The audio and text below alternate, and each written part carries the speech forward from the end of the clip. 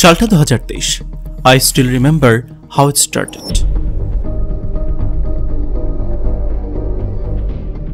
Life নিয়ে তখন আমি খুব বেশি depressed.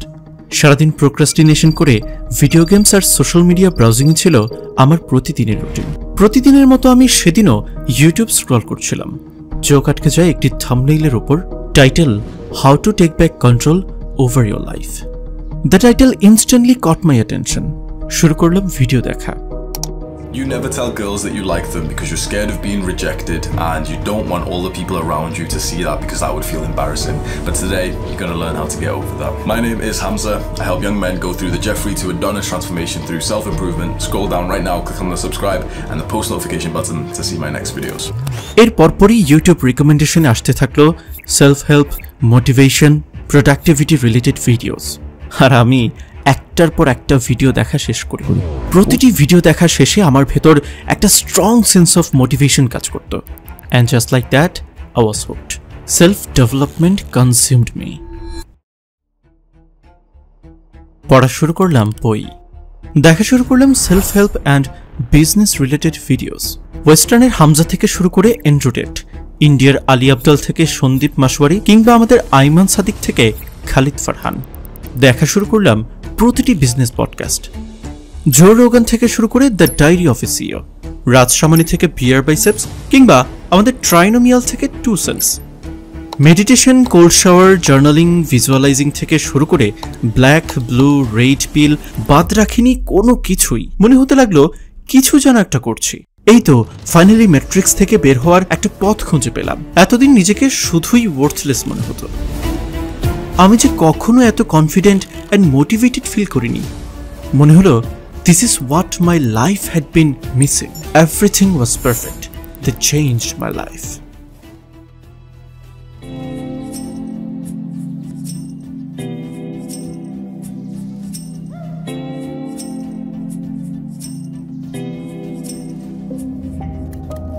But this is not that story.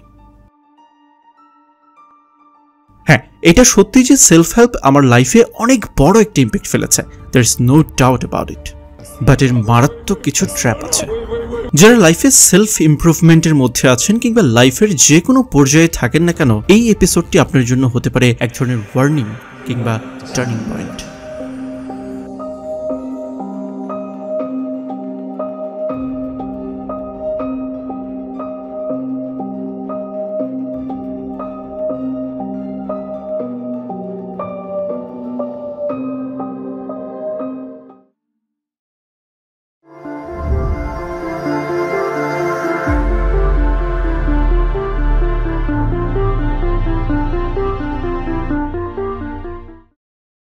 Self help makes you feel good.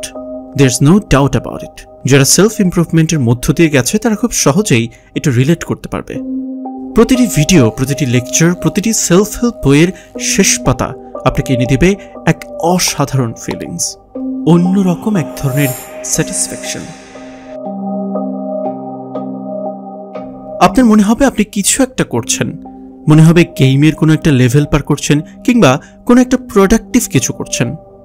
প্রতিটি সেলফ হেল্প লেকচার, বই কিংবা ইউটিউব ভিডিও দেখার পর আপনার ব্রেইনে প্রচুর পরিমাণ ডোপামিন নিঃসৃত হবে। এরপর শুরু করবেন আরেকটা বই, আরেকটা লেকচার, আরেকটা অনলাইন কোর্স।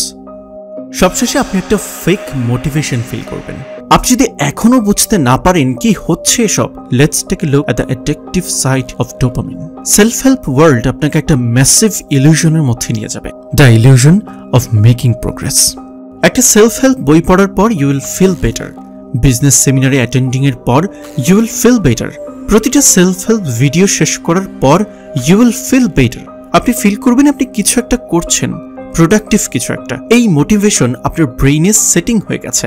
এর কারণে আপনি একটার পর একটা বই কিনেন, একটার পর একটা সেমিনারে অ্যাটেন্ড করেন, একটার পর একটা ভিডিও দেখেন। এভাবেই চলতে থাকে দিন। একটা সময় পর আপনি বুঝতে পারেন নাথিং হ্যাজ চেঞ্জড। আসুন আরেকটু সহজ ভাষায় বুঝিয়ে বলি, আপনি এতক্ষণ যেটা করছেন সেটাকে বলা হয় অ্যাকশন ফেকিং। এর মানে হলো doing things that seems like progress when you are not. আপনি হয়তো বিজনেসের বই পড়ছেন ঠিকই, কিন্তু এখনো শুরুই করতে পারছেন না। হাজার হাজার কোর্স করছেন ঠিকই, কিন্তু অ্যাকচুয়ালি অ্যাকশন নিচ্ছেন না। এই অ্যাকশন ফেকিং কিন্তু প্রোক্রাস্টিনেশন থেকেও অনেক বেশি ভয়ানক, কারণ আপনি আপনার ব্রেইনকে ট্রিক করছেন যে আপনি আসলেই প্রোগ্রেস করছেন, কিন্তু আসলে আপনি কিছুই করছেন না। সেলফ হেল্প কন্টেন্ট কিংবা কোর্স এত বেশি অ্যাডিকটিভ যে আপনি যদি এটাকে একবার কনজিউম করেন, then you enter a loop of endless confusion. Proportionally little from the huge amount of effort they put in. So the question is, why are these people doing it? Why, after some undergraduate sort of training, why would they then go on to a number of indeterminate years of hard work and pressure? Well, some love it.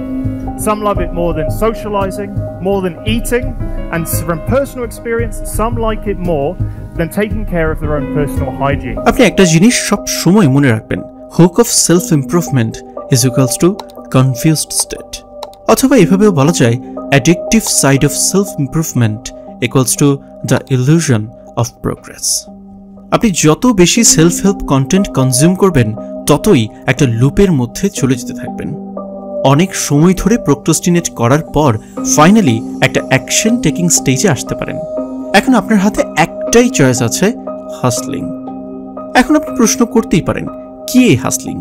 হাসলিং সম্পর্কে জানার আগে জেনে নেই এই হাসলিং কনসেপ্টটা কোথা থেকে এসেছে।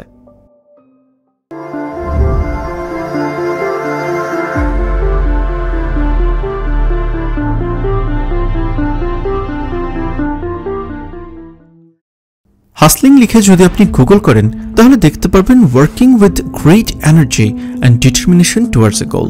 সহজ বাংলায় বললে লক্ষ্য অর্জনের জন্য নিজের সর্বোচ্চ চেষ্টা করা। আসলে অনেক পজিটিভ অ্যান্ড কুল মনে হলেও হাসলিং মারাত্মক ভয়ানক একটা কনসেপ্ট। আজকে থেকে প্রায় 1 দশক আগে নাইকি একটা বিজ্ঞাপন ক্যাম্পেইন চালু করে 2012 সালের লন্ডন অলিম্পিকের ঠিক আগে। তারা ক্যাম্পেইনটির নাম দেয় find your greatness. There are no grand celebrations here, no speeches, no bright lights. But there are great athletes. Because greatness is not in one special place. And it is not in one special person. Greatness is wherever somebody is trying to find it.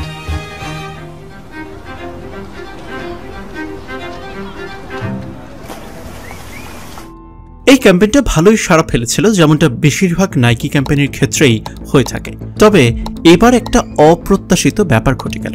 এই ক্যাম্পেইনটা একটা নতুন opportunity তৈরি করে দিল তাদের জন্য যারা believe করে এক্সট্রা হাসেল করলেই সাকসেস আসবে, এবং এই মাইন্ডসেটটা সবাইকে শেখাতে চায়।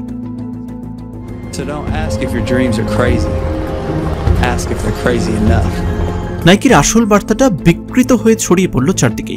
Rise and grind, rise and shine, welcome to the grind, এভাবে একটার পর একটা স্লোগান ছড়িয়ে পড়ল।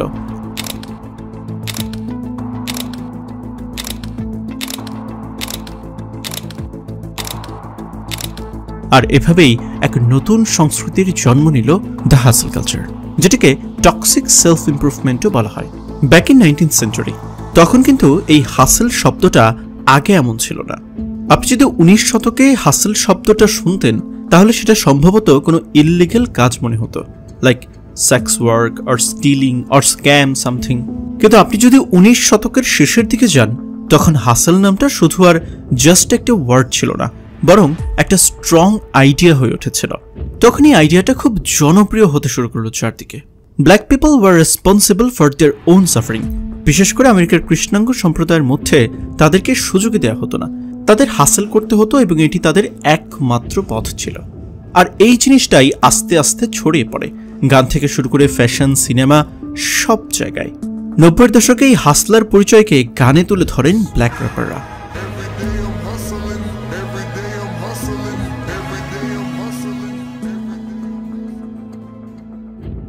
তাদের জন্য এই হাসেল মানে ছিল স্ট্রাগল, ফাইট অ্যান্ড নিজের পায়ে দাঁড়ানোর স্টোরি। একইভাবে হাসেল একটা প্রাইড আর আইডেন্টিটির সিম্বল হয়ে ওঠে। 2003 সালে জেজের গান ডার্ট অফ ইউর শোল্ডার দেখিয়ে দিল যে hustle can be his own boss, আর খুব তাড়াতাড়ি হাসেল যেন একটা কুল বিষয় হয়ে গেল।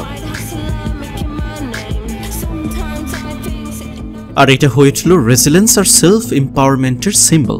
এই ভাবনা ঢুকে পড়ল মূলধারায়। চলে এলো 2010-এর শতক। এরই মাঝে আমরা দেখি ইলন মাস্কের টুইট, আমরা দেখি গ্যারি ভিয়ের মানুষকে প্রিচ, আমরা দেখি কোন আর্টিস্ট মেক মিলিয়ন্স, আমরা দেখি উবার এবং ডোরড্যাশের মতো কোম্পানিগুলো মানুষকে বলতে শুরু করেছে you can be your own boss. এই ট্যাগলাইন চলছে চারিদিকে। আমরা দেখি লাখ লাখ মানুষ ইনস্টাগ্রামে পোস্ট করছে TGIM, #hustle, #rise and grind. We see millions of heartbroken and unhappy boys following faces that promote misogynic hustle. But what is wrong with being a hustler? But don't get me wrong, আমি কখনোই বলছি না hard work খারাপ কিছু। এই extremely crowded মার্কেটে survive করতে গেলে আপনাকে হার্ডওয়ার্ক অবশ্যই করতে হবে। Hard work is important, but right ওয়েতে হার্ডওয়ার্ক করাটা তার থেকেও বেশি গুরুত্বপূর্ণ। কিন্তু গেমটা এখানে, আপনি আসলে বুঝতেই পারবেন না যে আপনি কি সঠিক ওয়েতে হার্ডওয়ার্ক করছেন নাকি রং ওয়েতে, কারণ আপনার মধ্যে তখন এক টক্সিক পজিটিভিটি কাজ করবে। Take off the money phone, take off the car loan, take off the flex and the white loss, take off the weird ass jewelry, I'ma take these steps.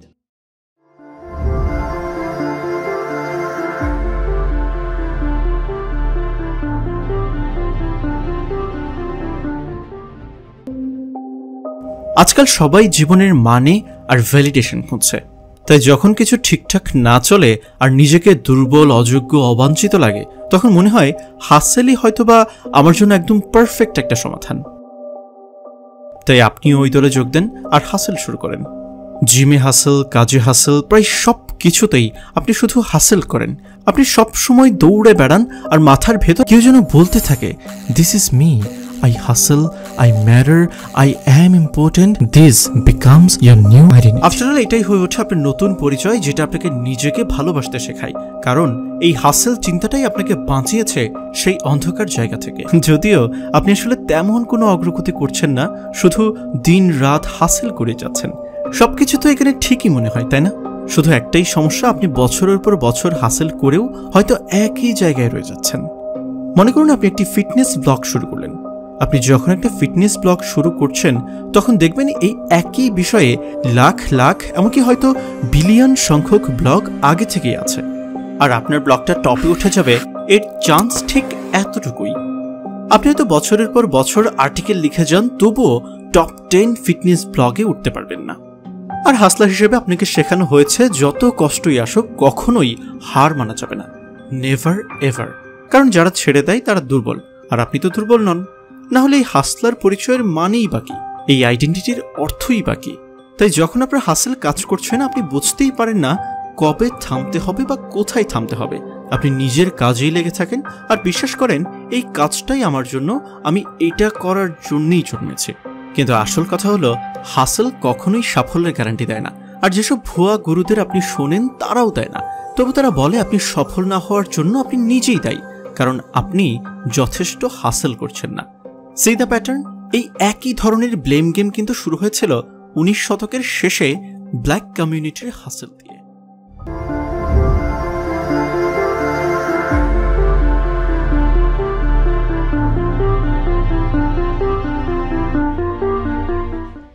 আপনার জীবনে কিছু ব্যাড হ্যাবিট আছে এবং আপনি জানেন এগুলো কি কি।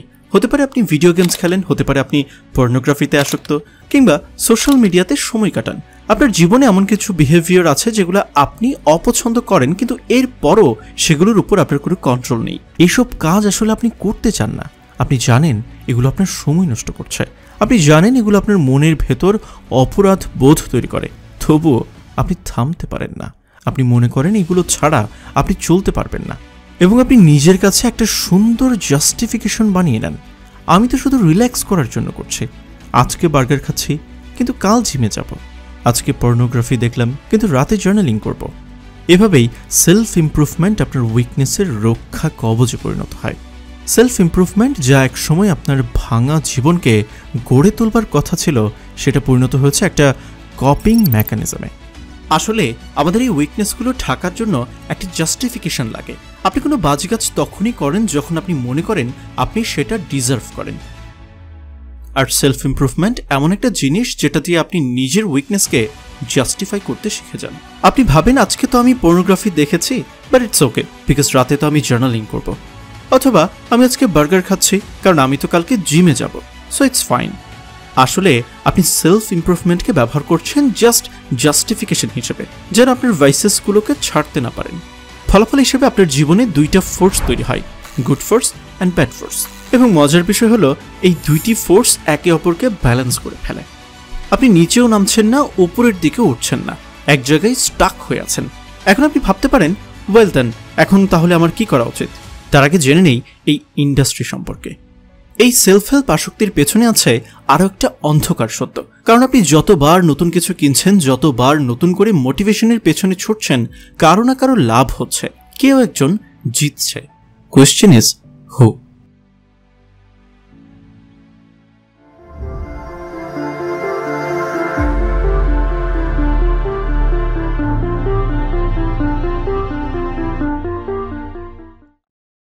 $2025 সেলফ হেল্প ইন্ডাস্ট্রির ভ্যালু $53.24 বিলিয়ন। প্রতি বছর প্রায় 5.6% করে এই ইন্ডাস্ট্রি গ্রো করছে। মানে কিছু মানুষ এম্পায়ার বানাচ্ছে just by selling you the dream of becoming a better version of yourself. Books, seminars, online program, podcast, coaching, live events সবকিছু মোটিভেশনের নামে সেল করা হচ্ছে। আমি নিজেও একসময় অবসেসড ছিলাম কিছু গুরুদের প্রতি। তাদের বুকস, কোর্স, ভিডিওস সবকিছু কনজিউম করতাম হাসি মুখে, কিন্তু আমি কখনো কোয়েশ্চেন করিনি why are they really doing this. আমি ভাবতাম এটা একটা সিক্রেট কমিউনিটি যেখানে সবাই সেলফ ইমপ্রুভ করতে চায়। শিওর ওরা টাকা কামাচ্ছে, বাট তারা তো আমাকে হেল্প করছে, তাই না? রং। এই বিলিফ ডেঞ্জারাস হয়ে ওঠে যখন আপনি বুঝতে পারেন এই ইন্ডাস্ট্রিটা চাই আপনি আনহ্যাপি থাকুন। ইয়েস, আপনি যত বেশি ডিসস্যাটিসফাইড ফিল করবেন আপনি তত বেশি কনজিউম করবেন, অ্যান্ড দে নো ইট। আর এই কন্টেন্টগুলো অ্যাডিকটিভ। আপনি ফিল করেন আমি পারফেক্ট না, আর তারপর কনজিউম করেন এক ধরনের মোটিভেশন পেতে। এইটাতেই আপনি ট্র্যাপড হয়ে যান। আর একটা বই পড়ি, আর একটা কোর্স নেই, এবার হয়তো সব বদলে যাবে, বাট নাথিং চেঞ্জেস। আপনি এখন সেলফ হেল্প ইন্ডাস্ট্রির প্রোডাক্ট হয়ে গেছেন। আপনি রিয়েল লাইফে যত বেশি কনফিউজড, দুঃখী, ডিপ্রেসড, ততই এই ফেক গুরুদের কাছে আপনি প্রফিটেবল কাস্টমার। মনে রাখবেন, you are more profitable to the online gurus when you're unhappy and dissatisfied than when you're happy and fulfilled.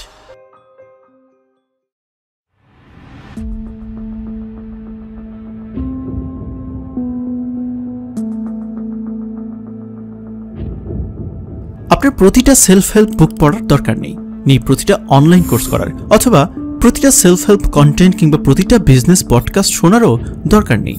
যখন আপনি এসব বেশি পরিমাণে কনজিউম করতে থাকবেন, এর ফলে আপনি অ্যাকশন নেওয়ার মেন্টালিটি হারিয়ে ফেলবেন, এবং এইটাই হলো ফার্স্ট ট্র্যাপ যেখানে আপনি, আমি সবাই ফেসে যাই। দিন শেষে দেখা যায় ওয়ালেটে কোনো টাকা নেই কোনো বলার মতো অর্জন, মাথা ভর্তি চিন্তা, সবসময় কে যেন বলতে থাকে you haven't achieved anything, you haven't made any progress, you only got better at convincing yourself that you did.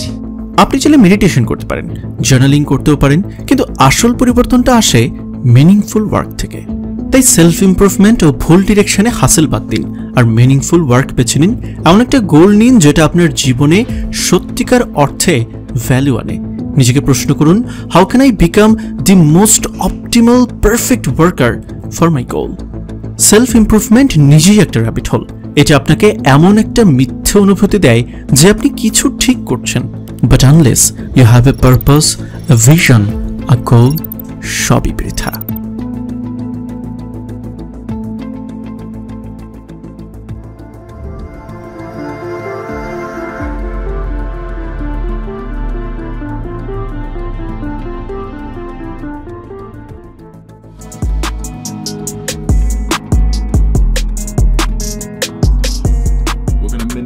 The YouTube algorithm to get more of our cult members' success on their channels. Right now, if you make a video with my name in the title, it will be shown to so many more people than any other title that you could currently come up with. And what sells more is criticism, hate, negativity.